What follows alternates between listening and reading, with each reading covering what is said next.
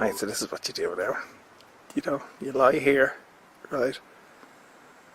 Wait for the time to pass. Hopefully fall asleep. Hopefully a bear doesn't come through the fucking tent door.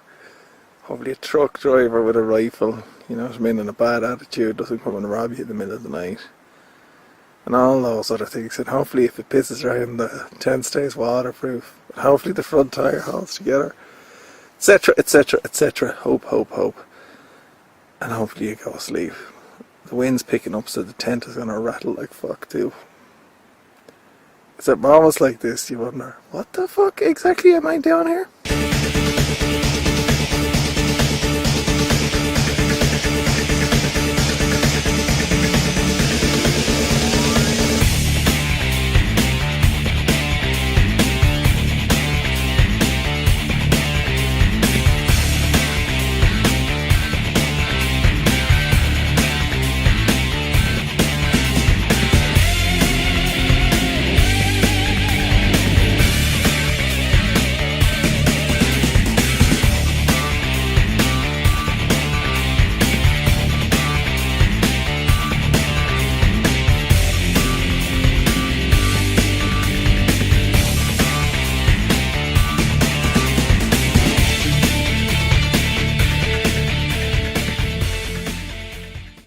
About 90 kilometres in. Nice weather. It's grand. It's windy, and I'd say I'll hit a few showers later on. But other than that, it's fine. I'm trying to slow down, you know, because if I don't, this will be all over tomorrow night, and I'll be in Magadan trying to figure out how the hell to get the bike to Vladivostok, and then from there how to get it to South Korea, and from there how to get it to Vancouver in Canada. So what I'm trying to do is just maybe move a bit slower today and just soak it up a bit more while the weather's good. And if the weather's bad, then I'll just press on. But you can see like it really is a beautiful place. It's so unspoilt, like, you know, there's no litter or anything like that around the place. The towns now are in bits as always, but it's really unspoilt. There's nobody here, and it's just, you know, it's really relaxing and calm, which is what you'd expect when you're out in the middle of nowhere, I suppose. Then every now and then you get a bit stressed out that you're on your own, you know, and you kind of want people around you, but fuck it. Beats working.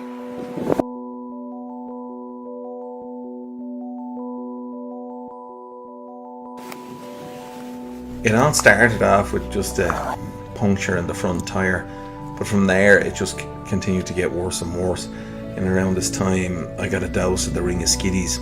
That's diarrhea for anybody who doesn't know.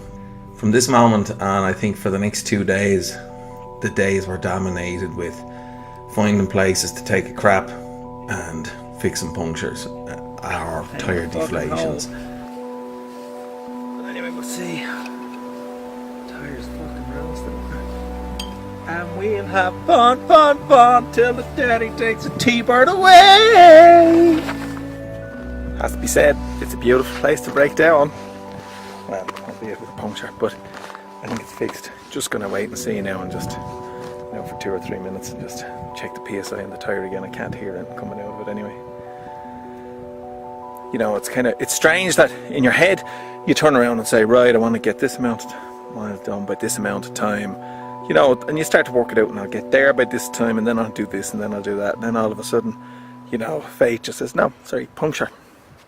Now, what are you going to do? You know, if the puncture, you can't fix it, for instance, because these roads are atrocious, you know, so if you have a shredded tyre, well, now you're not going anywhere. Now what are you going to do? Just suck your thumb and wait for a truck. It's unreal, you know. I like it though, I like that kind of, you know, that random nature to it all, that it's all, you know, that anything could happen.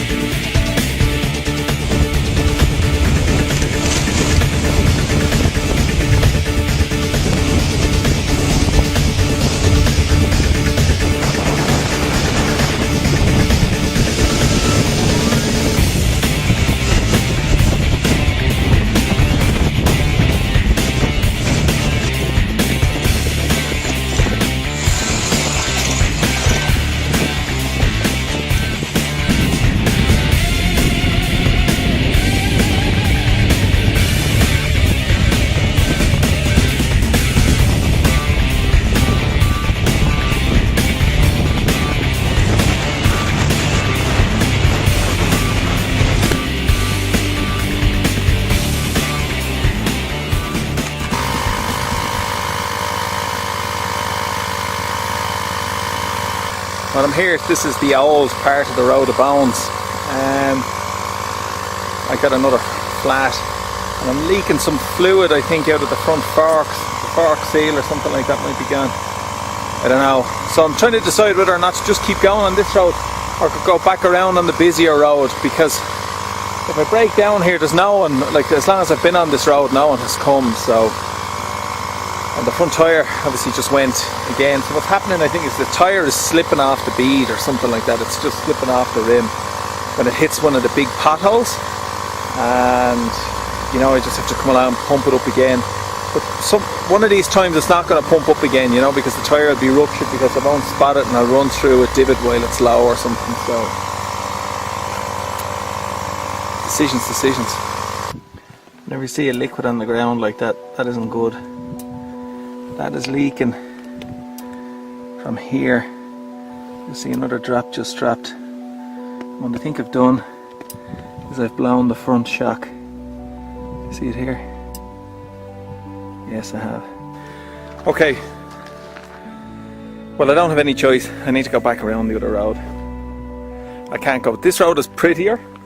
It's more picturesque, but it's also harder. There's water crossings and all that sort of stuff. I can't do it with the front shock fucked. So I need to go the other way. Fuck it. But what can you do? You know, your front tyre's fucked. Your front shock is fucked. Your bike is limping along. You can't just head that way blind, or else you'll be dead. You know what I mean? You might make it. You fucking die because nobody comes along to help you or whatever. And taking a dodgy bike down a dodgy road when you're out in the middle of the nowhere is just fucking dumb, you know?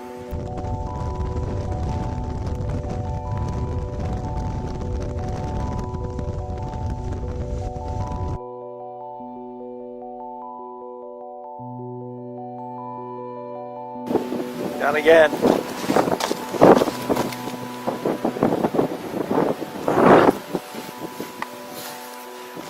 Much colder now. Also sick as a dog. I got the dose of the ring of skiddies here. Big time. Miserable now. Fucking miserable. And it's over there, lots of rain clouds. I think things are just going to get crapper and crapper for the rest of today, to be honest.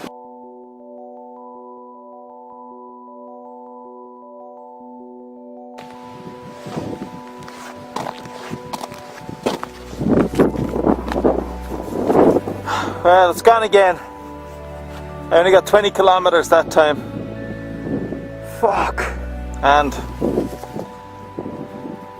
rain clouds really closing in. I think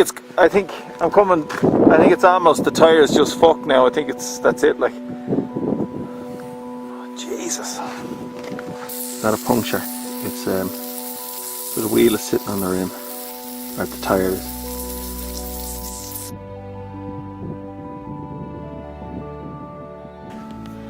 Well, that's a fairly rushed and poorly put together camp.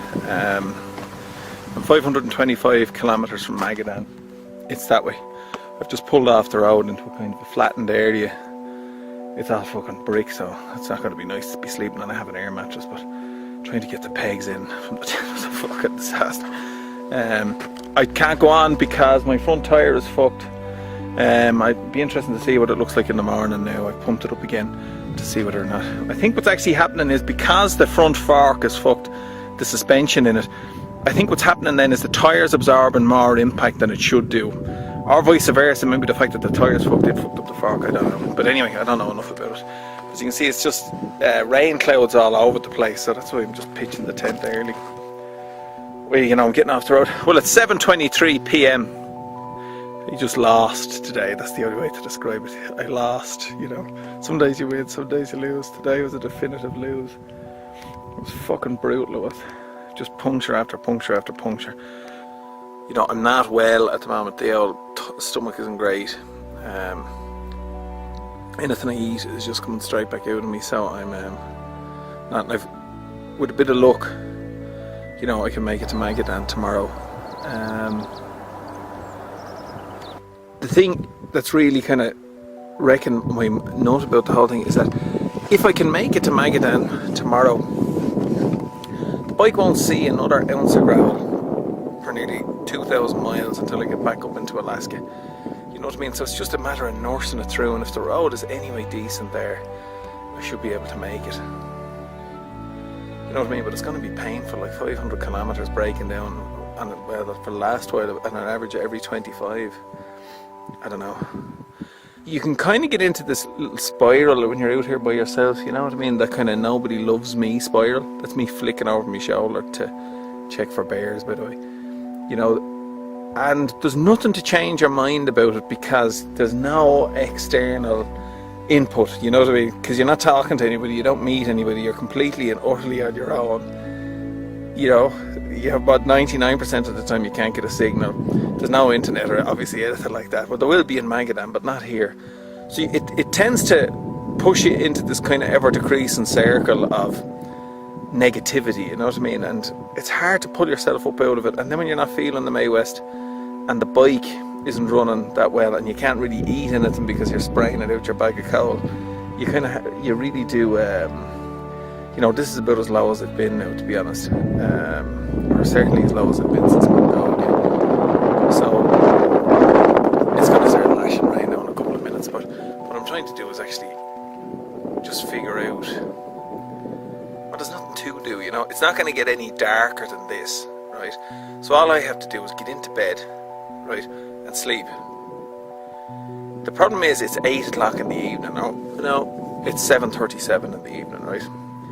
So if I go to bed now, because it's a tent, you're not going to sleep that well. I'm going to sleep for about 6 hours, which means I'm going to wake up at 1 o'clock in the morning. And what are you going to do at 1 o'clock in the morning? You're going to set off at 1 o'clock in the morning?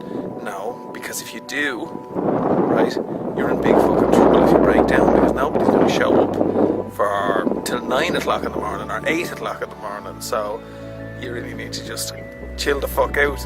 Now, that's grand if it's warm and you're beside a river and you can get in for a swim. You know, this is almost at the Arctic Circle. I'm not too far from the pole of cold here, right?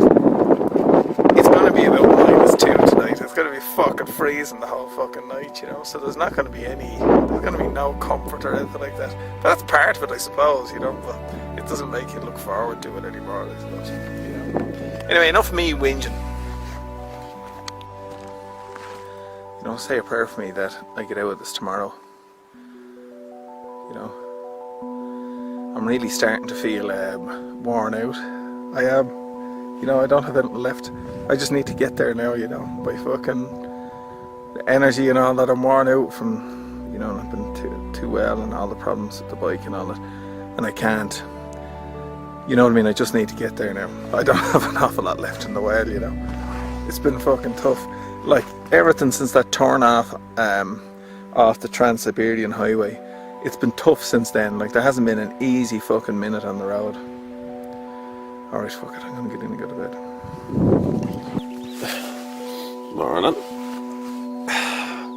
See this level of brightness in the tent? It never got any darker than that all night, actually. Believe it or not. It's just the way it is. Up here in the Arctic, it never gets dark. It's about 5:15 in the morning.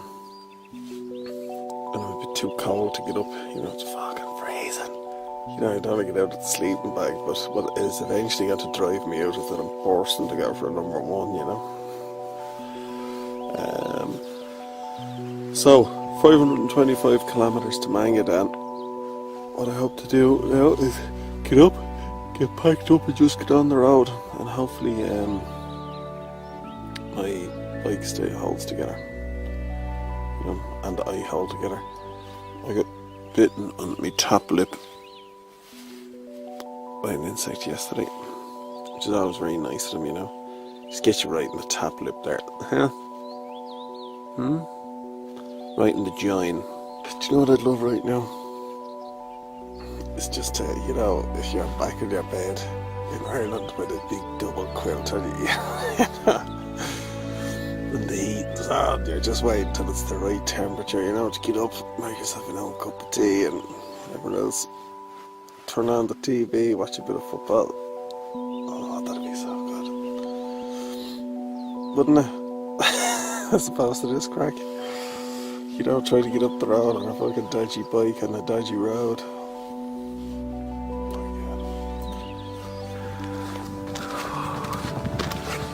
This fucking thing here.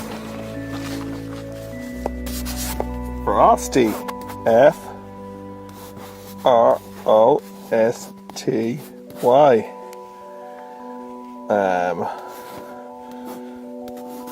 Oisin rules.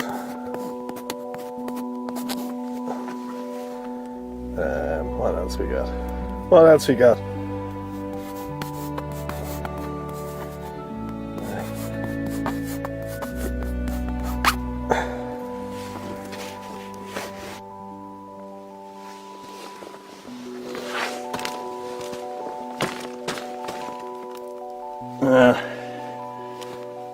Tires. It's lost most of its air from last night. I pumped it up to nearly 36 psi. Oh yeah, it's okay. It's just the thing. So, I don't know what to do. So it seems like I get about 20 kilometers out of it, and then I pump it up.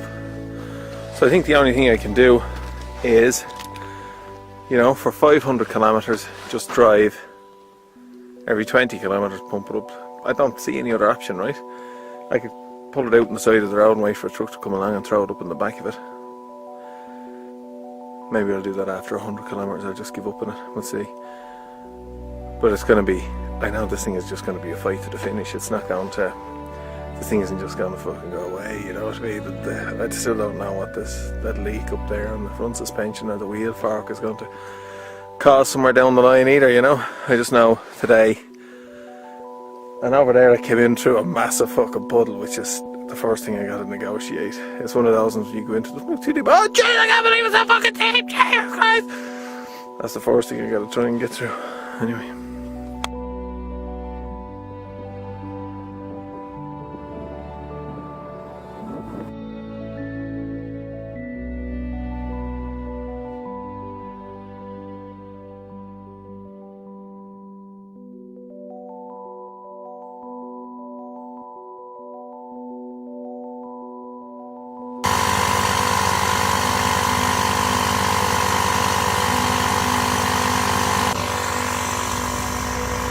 Not a big surprise, it's gone again. I'm 100 kilometres further up the road though, so I'm about 405 kilometres from Magadan at this stage. So it's a constant routine, you know. Get off, pump it up. The most important though is once you start to feel it going anyway down at all, you got to get off straight away so you don't shred the tyre. But it's all touch and go. The tyre could shred or anything could happen now at this stage, so I really am just crossing my fingers. You know, it's freezing cold too. It's about 5 degrees on the bike. It started off frosty and I don't know, been freezing all day. I think it's just because I was camping and I woke up frosty. I never got warm, so.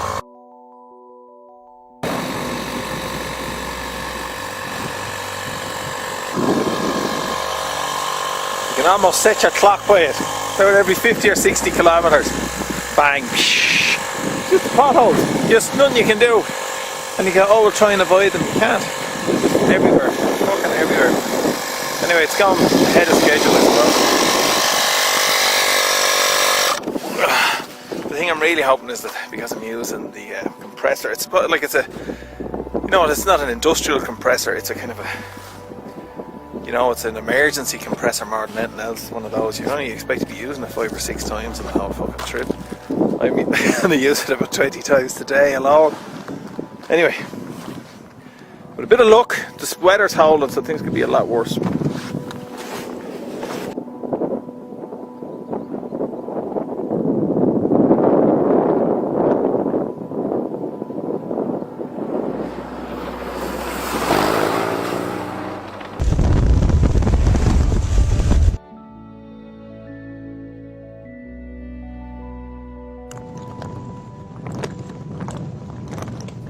Every now and then on the road of bones you come across a small town, and I suppose it's not hard to imagine that maybe it used to be a gulag camp of some description at one point in time when they were building the road.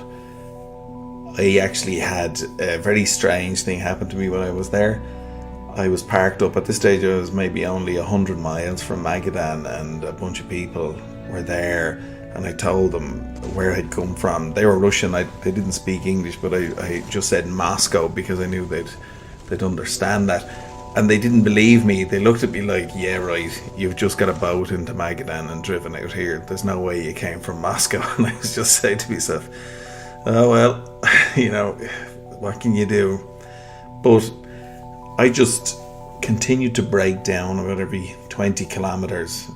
I think I counted over the 2 days, I had over 20 deflations.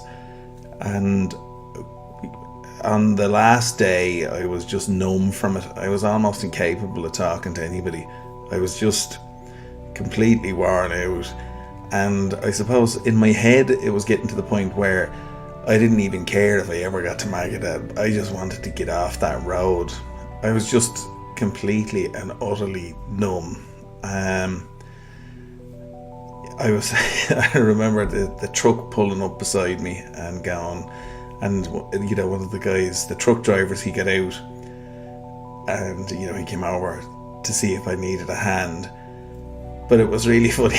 I saw him coming and all that sort of stuff, and in my head I didn't want to talk to anybody. I just wanted to get the front tire fixed. I wanted to get on the road. I wanted to get to Magadan, and I wanted to get this stretch of road over. It was a very, very strange situation. I knew I didn't have far to go, but I never wanted to get somewhere more in my entire life.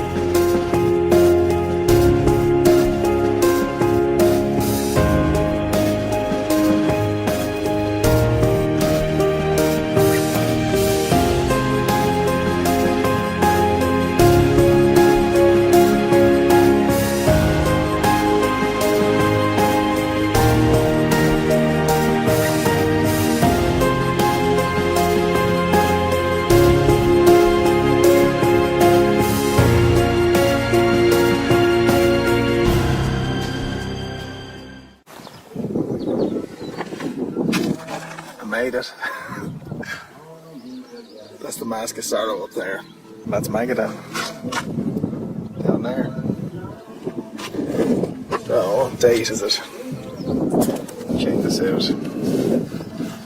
It is the 14th of June. I left Ireland on the 12th of June, so exactly 2 months and 2 days after I left Dublin, I arrived in Magadan. It feels fucking amazing.